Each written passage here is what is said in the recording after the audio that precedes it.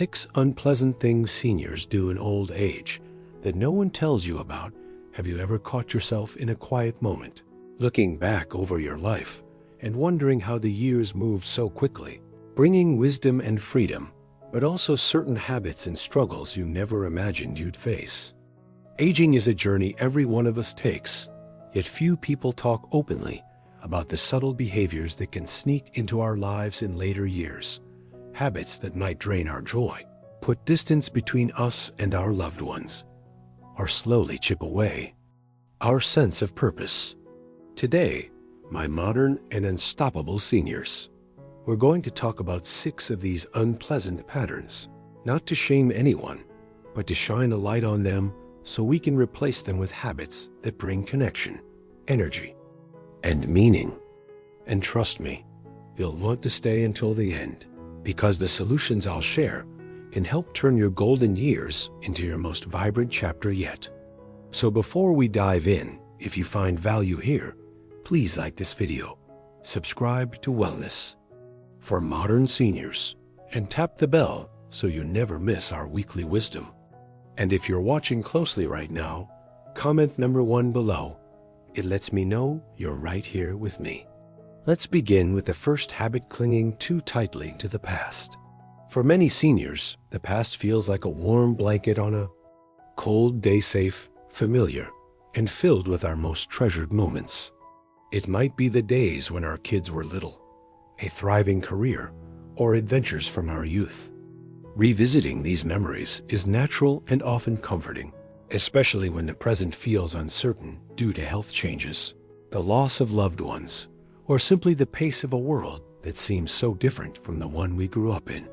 But when we live too much in those memories, it can unintentionally create distance between us and the people around us, especially younger generations who might not share the same frame of reference.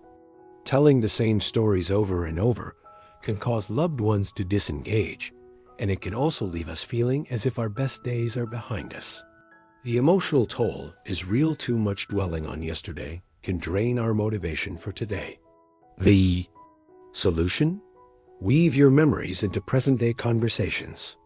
If you're sharing a story about a trip from your younger years, follow it with a question like, "What's the best trip you've ever taken?" Or, "If you could go anywhere, where would it be?" You'll spark two-way conversations instead of one-way storytelling.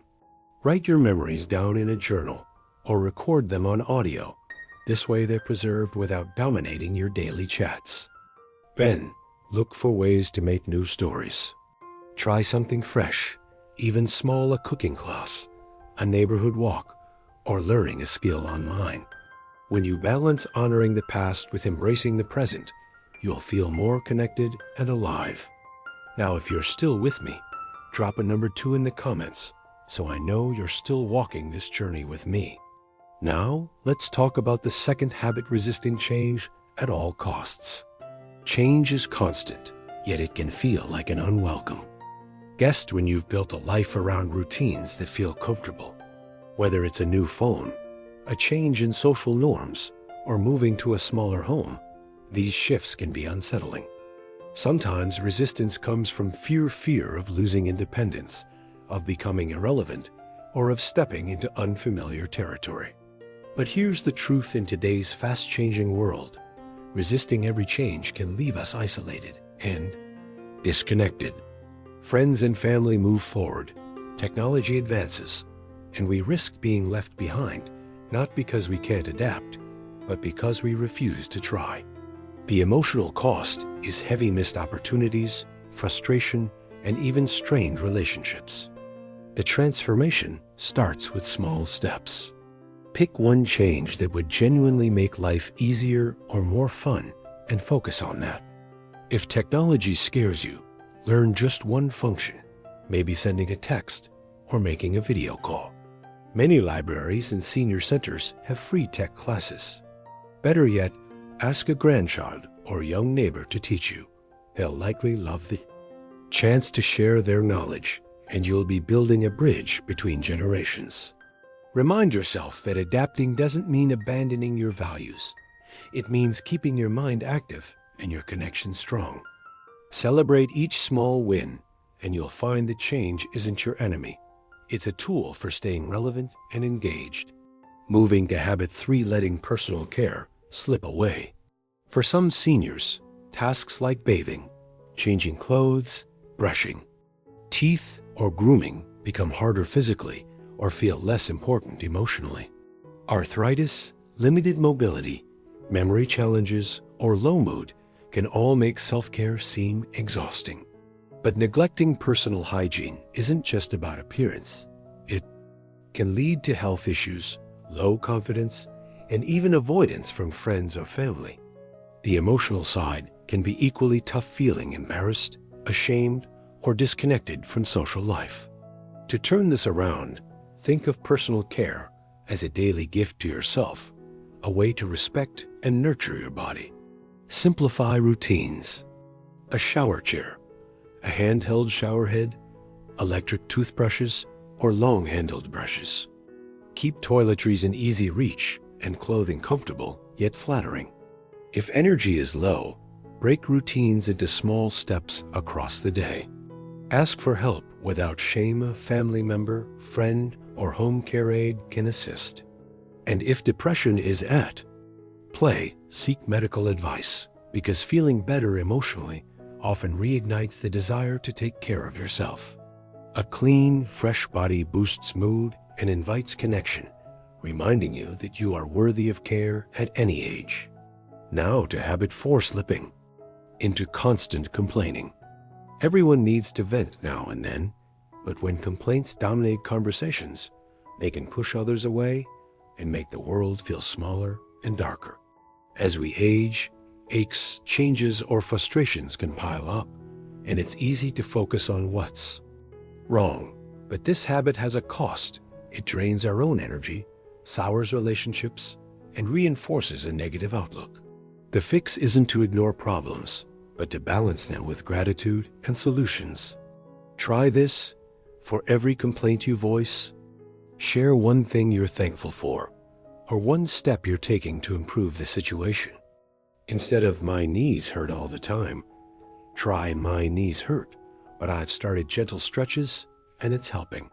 Gratitude journaling works too. Writing down 3 small positives each day trains the mind to look for them. When you shift from problem-focused to solution-focused conversations, you become someone others want to be around, and your own spirit feels lighter. Now habit 5, holding on to clutter as if it were security. Over decades, we all collect items with meaning: photos, souvenirs, gifts, tools. But when belongings pile up beyond use, they can weigh us down, create hazards, and keep us living more in our memories than in the present. Sometimes clutter feels like protection from change, but in reality, it can block space, both physical and emotional, for new experiences. Start small. Pick one drawer, one shelf, or one corner and sort through it. Keep what truly brings joy or serves a purpose, and let the rest go. Donate items so they can bring value to someone else.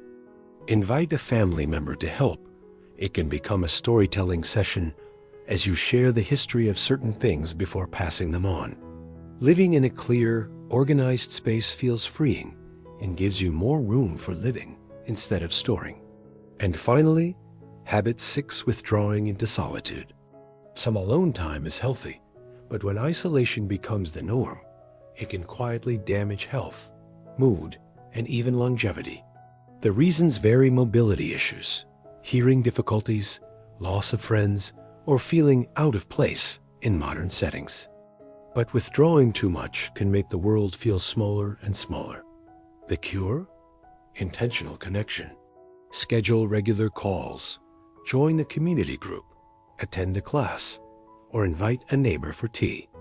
If getting out is hard, use technology to connect. Video chats, online interest groups, even virtual exercise classes can keep you socially active.